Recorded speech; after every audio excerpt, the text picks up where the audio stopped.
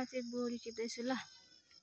यसरी आफ्नो घरको अर्ग्यानिक बोडी यतिखेर नरोपेको भए कति किन्नु पर्थ्यो, कति पैसा जोगियो हेर्नुहोस् त।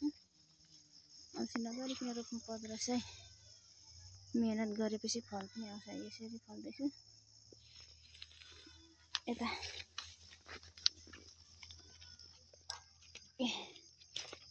यति भयो मेरो बोडी चाहिँ। मेहनत चाहिँ गर्नुपर्छ साथीहरू, फल चाहिँ आइहाल्छ। यति भयो, अब पुग्छ यतिले। अब यो भोलि पर्सि फेरि टिप्ने बेला भइहाल्छ। यसरी फलिरहेछ हो, यसरी। यतिखेर त बोडीको सिजनमा प्रत्येकको घरमा बोडी हुन्छ। यति भयो है मेरो चाहिँ। अब पऱ्यो साथीहरू।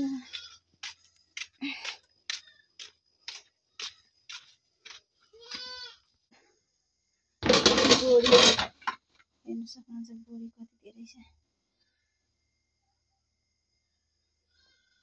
मेरो अर्ग्यानिक घरमै रोपेको बोडी है साथीहरू।